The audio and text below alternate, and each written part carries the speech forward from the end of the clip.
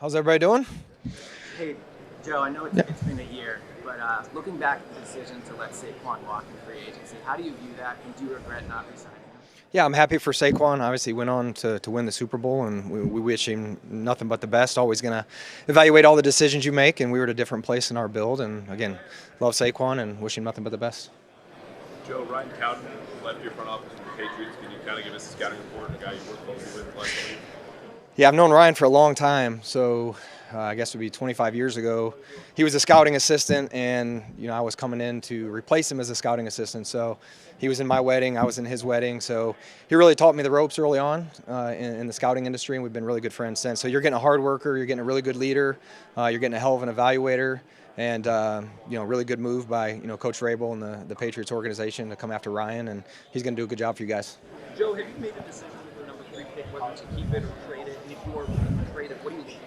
Yeah, we've got a lot of work to do on that. This is a great opportunity for us, obviously in Indy, to first time to get around some of the prospects and have conversations with them. First time meeting them, so we've got a lot of work to do on the number 3 pick. We've done a lot of work throughout the fall on the college prospects, but this phase of the calendar is getting to know who they are as people, what the fit's going to be, and then obviously free agencies before the draft. So 2 weeks from now, the roster will look different. So we know we have an idea of 3 to 5 players, 6 players, 7, whatever it may be, and move back scenarios. You can do that. We'll also look at moving up if that's a possibility. So it's an exciting time for a year for us, and a chance to make some change on the roster. And so we'll look at all different scenarios. You mentioned moving up. And last year really was you couldn't move up the way it worked out. Did you get the sense that this year is more available as a move compared to last year, maybe? Yeah, Jordan, we haven't had any of those conversations yet. That's this week there'll be a lot of that going on. Conversations, what the time frame will be on teams open to moving. Again, it's at the infancy stages of getting to know these kids and get around them. So, I look back on some of the trades that have happened in the past before the draft, whether it was the Jets and the Colts in that 2018 draft. That was like late March, early April. I know Carolina and the Bears. Did it, I think it was March 10th or, not long after the combine. So teams are on different time frames. There are different points in their process in terms of the information that they have and the capability to make those type of decisions that you're comfortable moving out or even the invert, us moving up. So, a lot of that information will, be gathered over the next week or so, and, that'll help us map out our spring. When you're evaluating what you want to do with quarterback for next year, how do you balance acquiring a player, whether it's free agency or trade, that you know what they can do because you've seen it, compared to a rookie that you drafted where it's your evaluation? How do you balance those two, the sure thing versus maybe the upside? Yeah, and where we are, Tommy DeVito is our only quarterback on the roster, so you may evaluate both of those. Those both may be options. So, again, we don't know what's going to happen in the draft. We don't know who's going to be there. When we get around these kids, they may or may not be a fit for us. So, we're going to have to address the position somewhere. And even if you get a young quarterback, you'd like to have a vet, in the room with them to show them the ropes and how to be a pro. So, we're looking at all different avenues. It's, hey, is this guy going to be really good for a young quarterback, or is this guy a starter? Or can we get a guy in the draft? Or if we do, should we have a guy that's more of a guy that can develop and show a guy how to be a pro? So, we're going to look at, vets. We're going to look at the draft. We're going to look at trade candidates. We're going to look at under every rock to, find the best prospect for us going into the 25 season. You talked about it's like a quarter of it where you don't know this because yet free agency is in 2 weeks. Do you need to have like a quicker timeline on the handle what you can do in the draft and in fact who you're going to target on this market? Ask that again. If you think you need a quarterback at 3, that may make you not as inclined to be aggressive for a veteran, or vice versa. Like you have to have more of a handle on the draft market to dictate where you're going to go for it. Yeah, and we have as good a grasp as we can. Again, there's rules we have to follow in terms of when we can be around these kids. So, we've got a process and a timeline in place that will lead us to exactly what you're talking about, and we've got a plan in place for that. Joe, you mentioned trade candidates. There's reports that the Rams have given Matthew Stafford's agents an opportunity to talk to other teams. Have you had those conversations? Yeah, you have to ask the Rams that. Ask that you can get that from the Rams and let them talk about that. He's under contract with them, so that'd be a question for the Rams. Joe, with who you try to get, so get a quarterback, a veteran, maybe both. will that indicate to you what you feel about your team and your roster coming off 3 days? Saying sometimes that roster, you look at different things. A young guy you can develop with, a good guy, an older guy maybe you can win with now. So, where do you see the roster as far as where the fit is? Yeah, I've said it to you guys before. I think it's the most important position in football, and we have one on our roster right now, and I think it's important wherever we address it.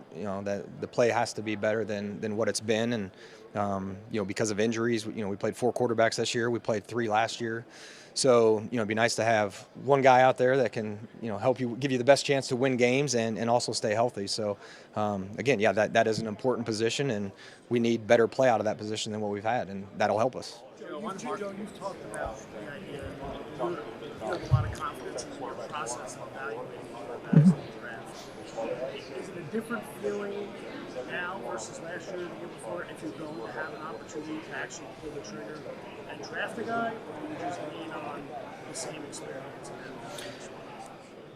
Yeah, definitely believe in the evaluation process that we have in place.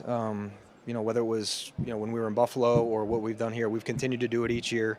And again, reflecting on the seasons that some of the quarterbacks that we liked or didn't like have had. Again, I believe in that, and we'll continue with that process the way we've done in the past. And again, you can't manufacture these things. So if you draft one and you don't believe in who that player is, just to say you did it, I mean, you got to believe in who the player is and that they can be a eventual franchise quarterback or whatever it may be. So again, we're going through that process now to say that there's going to be the one there at 3 or in the 2nd round or 3rd round or wherever it may be. We're at the infancy stages of the process right now. What on Hard Knocks was when you saw going over to the Patriots and just said, hey, you guys. I didn't hear the first part that he's talking. Hard Knocks, I think it was shown that here at the Combine last year was when you had that first conversation with the Patriots on if you're interested in trading, call us, talk to us, kind of thing. Do you plan on talking to the Titans and Browns in a similar fashion this week?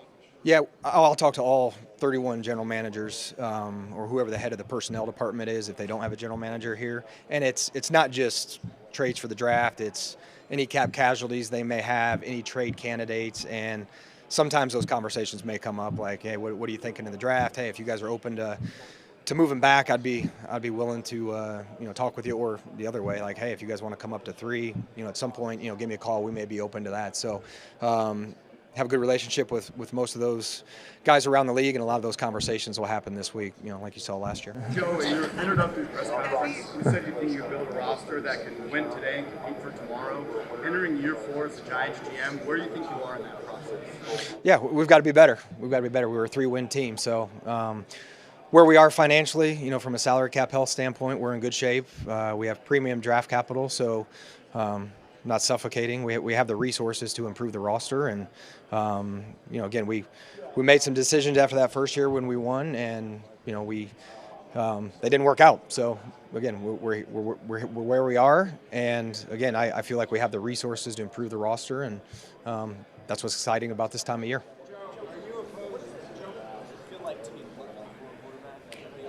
Scouting as an exciting part of this, but also you don't have a long-term answer at one of those core positions. How do you feel about that? I've been through it before. You do it every year. It's not just, hey, because you have a quarterback, or when I was in Buffalo, we had Josh Allen. We still scouted the quarterback. So you're going to scout every position. Again, you got to treat it. If you got an opportunity to get one at a certain point of the draft, you got to do it. And again, it's a more thorough process because of the uniqueness of what's asked of the position. So we're always going to do work on those guys. As a GM, what do you think when you hear that some of the quarterbacks aren't working out? I'm okay with that. Played quarterback in high school and college, also played receiver.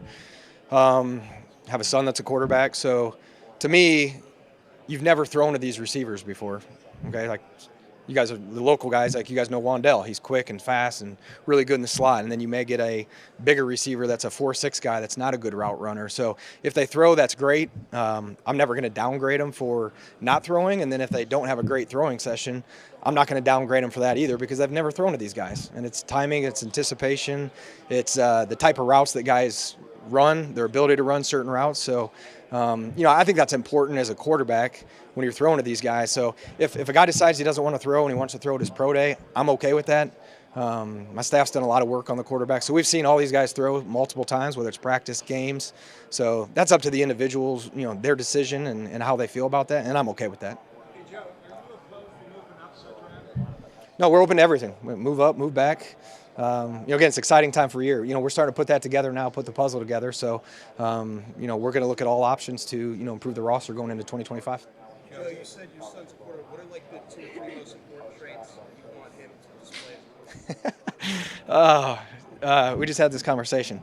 Completions and winner. I want a winner. I want a guy that can win and complete passes. So that's the most important thing. He likes to throw these go balls and deep balls all the time, and just take the gains, take positives, take completions and win games. So that's what I tell him. What about his cap hit? His cap hit, yeah, he's located. Yeah. NIL's on the horizons. And he sent me some clips this morning. That's funny you said that, Pat. Yeah, I'm not going to tell you, but and listen, last year, like he knows where that came from, so that wasn't all his idea. So does that, what you joked about, obviously, does that apply to what you're looking for in a quarterback now? I mean, I know you guys talk a lot about the off-field stuff, but has the position evolved to the point where you value different qualities in your quarterback roster you have? Or how do you Yeah, it's complicated, Art, because the quarterback position, and again, I tell my son this, like, I've seen a bunch of people have great pro days. They get out there, they rip it, they're 6'4", they can throw the ball. I'm like, oh my gosh, you see it on NFL Network. Look at this throw this guy just made. It's it's on air. It's not processing information. It's not getting guys lined up. It's not leading. It's, hey, you lose 2 in a row. Who's the guy that's going to come in the locker room and rally the troops? Who's the first one in? Who's the last one to leave? Who's going to elevate everybody around him? I think the quarterback can elevate the entire team. So I can't just say, hey, I want a guy that's, winning's important, all that's important, but there's a lot that goes into the quarterback position. And that's, this time of year is where we can find that out. Like, we've seen the film evaluation, we've seen how these guys perform under pressure, we've seen how they do on 3rd down, how they do on 4th down in money situations. Now we need to figure out who they are as people. And it's a unique media market. Everybody knows that that's standing here. So can they handle the pressure? Can they handle adversity? Can they handle people talking negatively about them, over extended period of time? Hopefully not extended period of time if we take them, but that's the reality of the situation. So, how can they handle all those things? And that's what we need to try to find out this time of year. Joe, where are you with your free agents and your interest in bringing back Darius Slayton primarily, but Aziz or Kidon? Yeah, we'll have those conversations this week.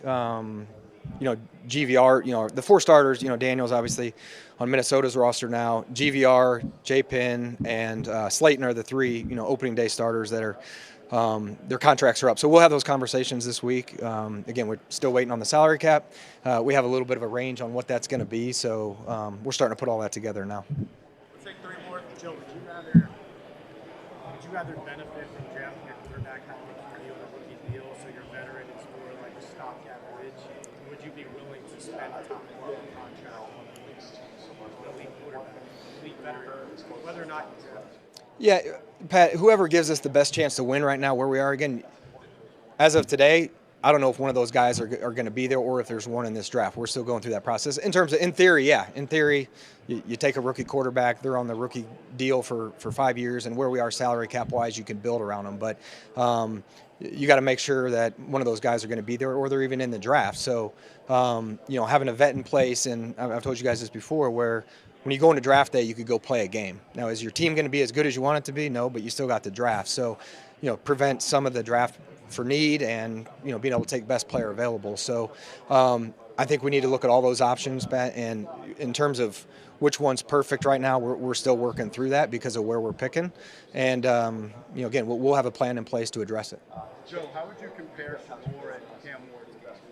Yeah, I'm not going to get into, comparing the guys. We've done a lot of work on those 2. I know a lot of people are talking about those 2, but there's other quarterbacks, throughout the draft, and excited to get around those guys as well. Last one. About Cam's game? You talked about Shador. I didn't know you were looking around recently. Yeah, I haven't been around Cam. Again, that's something that we'll have to get around, but, have seen him play a couple times. I was at the Cal game, and they dug themselves a little bit of hole.